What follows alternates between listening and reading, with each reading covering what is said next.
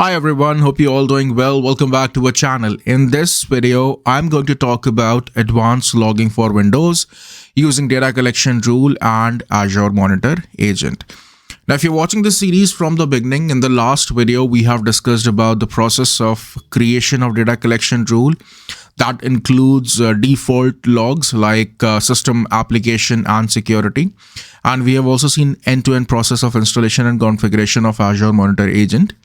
In this video, I'm going to showcase how you can capture custom logs from Windows and why you need to know that there is something like custom log ingestion available. What is the purpose of xpath query? How to create one, and then how to check if the custom configuration is applied to the machine, how to check for logs on the portal. And at the end, I'll just show you a comparison between the data collection rule structure, which gets changed the moment you add these queries. Now, let's take a step back and understand what exactly happens when we select default values, because then only you can relate the actual use of custom data ingestion. So in our last video, we created a data collection rule where we selected all the categories when it comes to log types. So in the data source section, we have added Windows event logs, and then we made sure every option over here is selected. Okay. Now, there is one more button that you see over here, and that is custom. Now, the moment you click on it, you can see some queries getting listed over here. Now, whatever information is listed over here, it depends what configuration you have selected on this particular console. Let me show you this in action, and then things will make a lot more sense. Okay. So this is my data collection rule that we have created in our last video. And now I'm going to click on Windows event logs in the data sources section. And as you can see, everything is selected. And here I'm getting 3 entries. Okay. Now let's say if I remove these 2 options, which are related to security, what you will see, security entry has been removed. Okay. Now, this is something which should be the entry point for you to understand that if you need any custom configuration, or let's say if you want to capture any custom data, then here exactly we will go ahead and add all these queries. Now, if I click on Windows event logs again, and if I go to custom, I can see these 3 entries here. And this is the exact information which is available in data collection rule and which is sent to your machine. But before I go ahead and show you all this, let's just understand what is this xpath query fundamentally. Now, just read these 2 lines and you will be able to relate. You can consume events from channels or from log files. To consume events, you can consume all the events, or you can specify an xpath expression that defines the event that you want to consume. Now, when I'm giving this configuration to my agent, I'm specifically letting that agent know that these type of the log files or these type of events with these particular categories must be captured. Now, if I come back to my deck and show you something, then it will make a lot more sense. Okay, so this is the direct comparison which I was showing you on the portal itself. If you make any change to these set of options, this will also get changed. Okay, but now let's understand that it's not only these 3 categories, right, for which events are generated. Instead, logs or events are generated for every component that exists at the OS layer.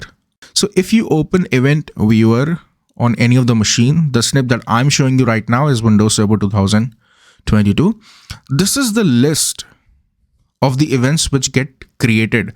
However, the data collection rule default configuration only lets you target these 3 categories. Okay. Now, the reason why I'm saying this, because let's say right now I have a machine on which everything is working as expected. And let's say if I go to my workspace and run this query, and let's say I want to capture the data for last 4 hours. And if I click on run, okay, what you will see is the list of only 3 categories available in the event log field type. So I can see security, I can see system, and then somewhere there will be application as well. Okay, so let's say in last 12 hours. Okay, Yeah, you can see application is also coming. Okay. So this is what those three options are basically end-to-end event type of event log. But let's assume that from a specific machine, you want to capture DNS server logs.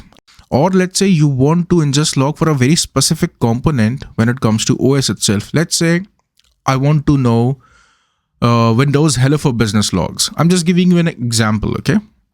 An hypothetical example. Then the question is how exactly this information will be sent to your machine.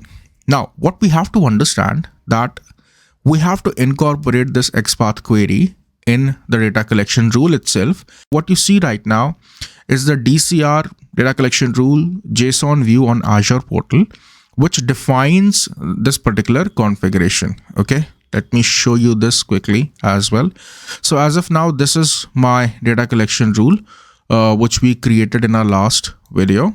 And as you can see, Windows DCR-CW, Windows DCR-CW. Okay. Now, this information, when it comes to queries, which we see here, is the exact information which is available here. Okay. And this is the exact information which is also sent to your machine. Okay. So let me show you this quickly. So this is my machine on which AMA is installed and it is sending the data. And I'll quickly go to the folder where the DCR is saved. And it is this particular path, which is resources directory and then AMA data store, MCS config chunk. And then I'm going to open this JSON file. Okay. Now let me just quickly copy this here and show you the exact difference. Okay. So here exactly you can see that if I talk about Windows event logs, it is specifically pointing out xpath query. And let me just remove this stream section for now. Okay. So yes, you can see three different categories: application. Okay. This ended here, and then security, and then system. Okay. Fundamentally, these three queries reached the machine when it comes to Windows event logs. And this is again related to performance counter. However, I'm not targeting that.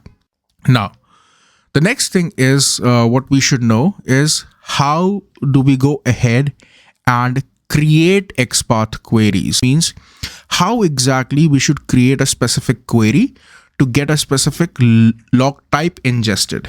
Okay, so that I can see different categories here itself in the event log section. Okay, by using the same query which I've shown you. Okay, so now I'll go back to my machine, which is this one, and the process is exceptionally simple. Okay, I'll show you two different use cases, and the moment you see it happening in real time, then things will make a lot more sense. Let me just open a new notepad because I will be needing it to show you the actual configuration. Okay, so now assume that I want to capture DNS logs. Okay, which is this particular section. Now, if I go here, what I can see that there is already a lot of information available over here. Okay, and let's say I want to capture the error, or let's say warning, critical, warning, and error. These are the three different categories that I need for DNS server. Then I'm just going to click on OK. And as you can see, I can see the log which is related to DNS server. But before going ahead and making this change, okay, what you can also do, though it never happens, but I'm just telling you all these methods so that this will give you an idea. For example, I'm getting 4013 ID over here. Okay, now even though I have not selected this option, I mean DNS server is nowhere selected in my DCR, still you can just go ahead in your workspace and just verify if there is any event ID which is coming and having an event code, let's say 4013. Okay, so here I have already summarized the count, and if I'll scroll down or scroll up, I don't find any event named as, or let's say which has event ID 4013. Okay, let's just go ahead and yeah, there is no event ID, and let me just apply a kind of sort as well. So yeah, You can see 4013 is not coming over here, which typically means this information is not getting ingested. Okay. Now I come back to this particular section again, and this time I'm going to click on this option which says filter current log. And here I'm going to click on this option which says XML, and I'm going to copy this value. Now I'll go to my notepad and I'm going to paste this value. Now let me break it down for you. Okay. This is the actual query that we need, but these two sections, I mean this query part is not required. This is also not required. Okay. Now see what exactly is mentioned over here. It says capture DNS server logs. Okay. And then capture three set. I mean, the very first one is warning, then you have critical, and then you have error. I think these are the three ones which we selected. Okay. But now practically, I don't need this section which says select path equal to and then inverted commas. Remove this sign of markup and add exclamation. Remove this particular section as well, and then remove this select part. Perfect. You are ready with your query. Okay.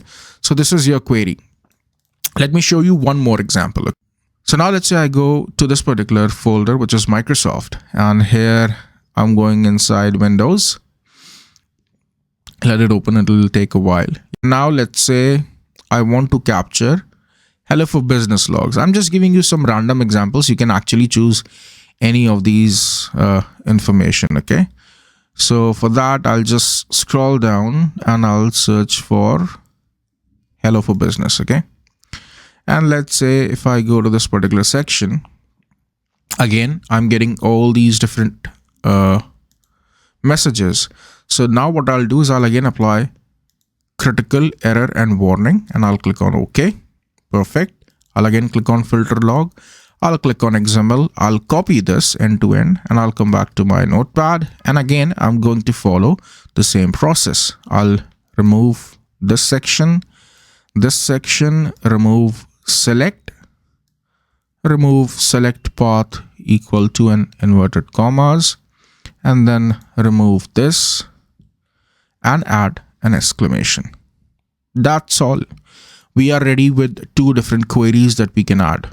So now let's copy these two values one by one and add it to our DCR. Now, before I go ahead and make that change, okay, let me just remove all the changes which we have done. So this is our DCR, data collection rule, that has reached my machine, which is available on my machine. And it has only 3 queries defined, as I've shown you. Okay, let me just remove this section completely. And from here, again, from this particular section, yeah, let me just remove it. So these are the 3 path queries which were available. Okay, I'll just go ahead, and this is second one, and this is third one. Okay. Now I'll copy the new DCR here and I'll show you those 2 queries getting updated on the machine. Okay. As well as this DCR was updated sometime in the afternoon. Yeah, it's around, so right now it's 9 p.m. and it's around 2 when it was last updated. Okay. Now let me come back to my browser. Okay. And make sure I update these 2 queries. Let's copy the first one and go to my data collection rule. Okay. So this is my data collection rule. And here I'm just going to add this value and then click on add. And now again, I'll come back to my machine and I'll copy this particular value. And I'll again go back to my browser and add this here. Perfect. So as you can see, apart from capturing everything which was there in basic, I have added 2 more entries here. Okay. And then I'll click on save. That's it. It will take around 10-15 minutes for this configuration to reach your machine. And then again, let's say incremental 5 minutes for all the data ingestion to happen. Now see here, the approach that I have taken is I have used one single data collection rule for, let's say, sending all the configuration. Okay, but what you can also do, I mean, there is one more approach for this particular scenario, and that is you can have a different data collection rule, and then you can add these values directly instead of choosing these. So let's say if I remove this, or let's say if I remove this configuration, then you can think about this particular data collection rule as a brand new rule altogether, where I can just go ahead and add these two values. Then there will be a dedicated data collection rule for your custom configuration. I mean, I'm just telling you different methods. You can choose one according to your requirement. But keeping it in the same data collection rule is also fine. I mean, there is no functional impact. It's just that you have one single rule for everything. I mean, while you will define your strategies, you can think about these things. So now let's come back to our machine and see if the change has reached my machine or not. Okay, it's still not there. So what I'll do is I'll pause this video. I'll make sure my machine gets restarted, and then we'll resume the video. Perfect. So now my machine is restarted, and as you can see, it took around 5 minutes for this configuration to reach to my machine. And now if I go ahead and open this DCR, and again, if I open Notepad, and let me show you the difference. So this was the actual query which was there when the custom configuration was not applied. Okay, and now let's just see whether there is any change. Okay, so first of all, let me just remove this section, and then let me just remove this section as well. Language is JSON, and let me increase the size.